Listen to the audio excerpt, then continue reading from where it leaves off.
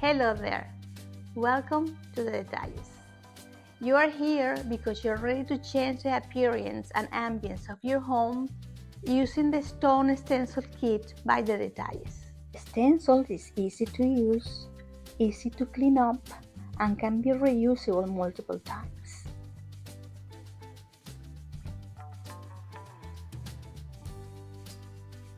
I will guide you through a step-by-step process to create the home of your dreams. I am thrilled you're here, so let's get started. Step number 1. Gather materials. The instructional booklet that comes with the stencil has a full list of the materials, but I wanted to highlight a few of them. For this project, use either a 2-inch or 4-inch disposable brush. They are cheap and work well. I encourage you to use what you have. I have a variety of spatulas here that will work, even the plastic ones too. But my two favorite ones are this one, artist spatula, and it's from Liquidex. And I like the end because you can go ahead, apply the mixture into any corner and it works really good. And this one here is really easy for when you're cleaning the stencil. You can remove all the extra material. The best sponges for this project are natural sea sponges. If you get one that it has a cut that is straight like this, you don't want to apply that to the texture because it's gonna mark a line that you don't want. So try to find a place where it is all natural. For accent colors on stones, small round brushes work well. Angular brushes are ideal for adding the grout color, but make do with what you have. Buy sample size paint. It is cheaper and you will have less waste. 1 sample size paint equals half a pint. Step number 2. Prepare the area. Move furniture out of the way and cover with plastic. Cover floors with drop cloths and secure with tape. Cover woodwork with paper. Take outlets out and mask the switches. Each stencil is lightly marked at the bottom left side, the stone wall A and stone wall B by the Detalles respectively. Also, each stencil have pre-made holes to attach stencils to the wall with push pins. Step number 3. Mark stencil A with an A with a black marker or black nail polish. Repeat for stencil B. Step number 4. Mix your joint compound. The quantity will depend on the size of the project. Add the joint compound to an empty 5-gallon bucket. With the help of a drill and a mixing whip, start mixing. For every 3.5-gallon box of joint compound, add a sample size Alexandria beige paint. This paint will add some color to the otherwise white joint compound. Also add 2 half pints of water. Use the same sample container from the paint. If the mixture is still too thick, add more water a little bit at a time until the consistency is like soft mashed potatoes. Tip: keep the joint compound mixture covered with a lid to prevent from drying. Step number 5. Choose a starting point on your wall, for instance, upper left, and attach stencils to the wall with push pins.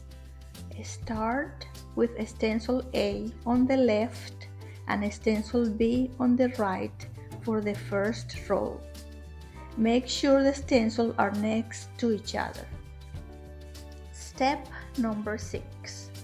Apply a moderate amount of texture over the stencil with a spatula. Cover both stencils at the same time.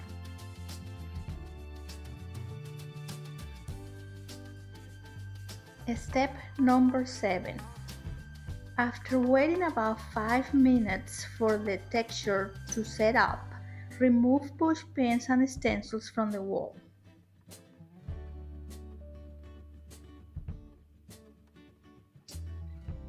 This process will be much smoother with a helper by your side.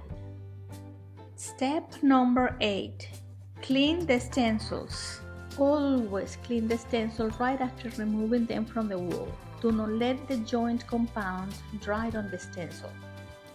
With a small spatula, remove the excess joint compound, then wipe it off with a clean damp sponge or a rag.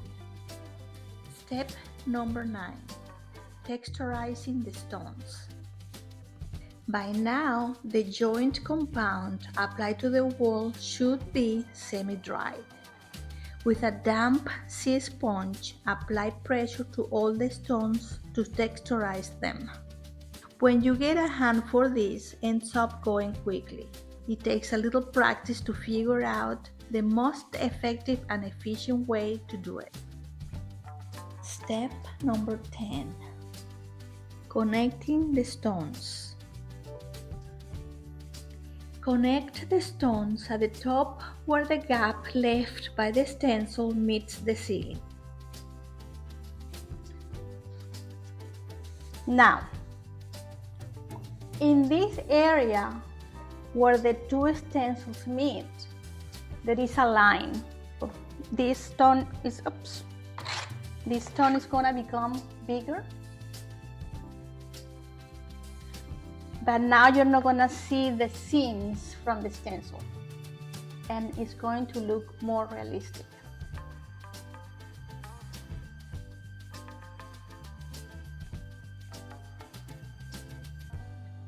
So this area where I connected before, it has dried a little, and I'm just gonna go ahead and add the texture. Warning: if the joint compound is too fresh or wet, the texture will adhere to the sea sponge, removing the material. If you let it dry completely, you will not be able to create the texture with the sponge. If that happens, you can add more joint compound to the desired stone and repeat the same steps.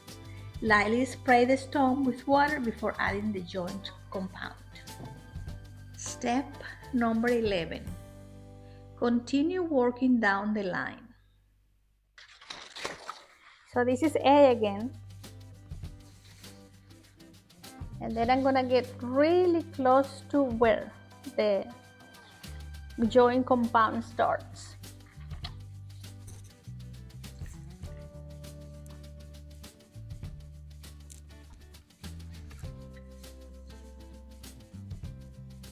Here, I'm gonna go all the way here, and I'm just gonna make this area here a little bit bigger. So yeah, you don't see the line anymore. I'm too close here. And did you see how this here is too straight? I don't want to have that straight line here either. So with either with a spatula or with your finger, just try to get rid of that straight line. Continue working down the line, repeating steps 5 through 10 until you are done with the first row.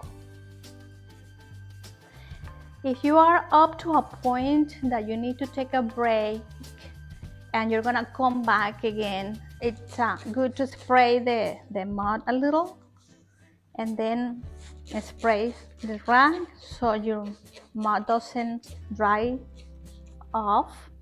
And if you have a lot on the plate and you are not going to work again for the day, you can spill that into the whole bucket and make sure to close it well. Step number 12. Moving to the second row. We start with stencil B on the left and then stencil A on the right. Also flip the stencil 180 degrees so that the letters look like they are upside down.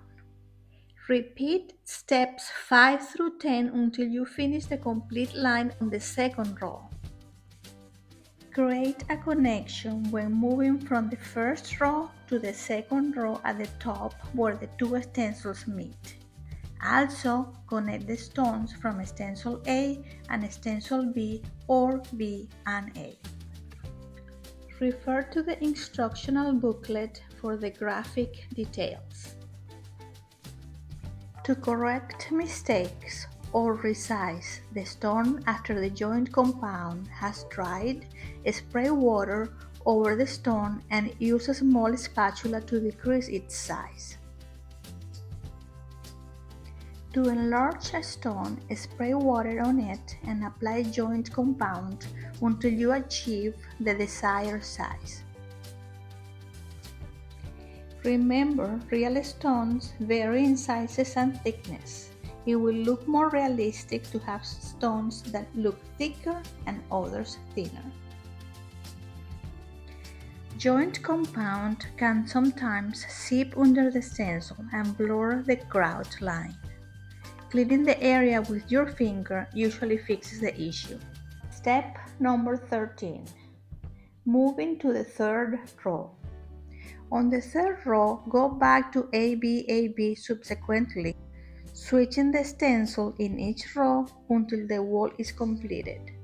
After completing your entire wall, make a decision to see if you want to apply more texture in sporadic stones to make them thicker, repeating the steps to add texture to the stones. You can choose as many stones as you want. The thicker the stones, the more realistic look you will get. Step 14. Sanding. Sand the wall slightly with a pole sander or a medium sanding block to remove lumps. Tip: sweep to get rid of debris and dust prior to painting. Painting instructions. In a tray, add a small portion of Alexandria beige, distant gray, and applesauce cake separately. Lightly spray some water over the paint colors. Spray water over the stones and start painting with a 2 or 4 inches disposable brush. While painting, spray water over the stones to spread the paint. You can start with any of the 3 colors suggested. You can apply the paint in a circular motion or right to left, wherever you prefer. Do 2 or 3 stones with the first color and then move to the second color and third color subsequently. What you're doing is a wash over the wall because you are diluting the paint with a lot of water. Paint as you go along each stone. Keep moving from one color to the other. It is okay if the colors get mixed and the paints overlap. Repeat the process until you finish the entire wall. Clean the area as you go with a sponge, making sure to remove any dripping water marks. To repair cracks, fill the area with joint compound, let it dry and paint. Now you're ready for the accent colors, which will be Greenfield Pumpkin and Black. These colors will be in sporadic places on your wall. You can apply the paint either with a sponge or with a smaller brush.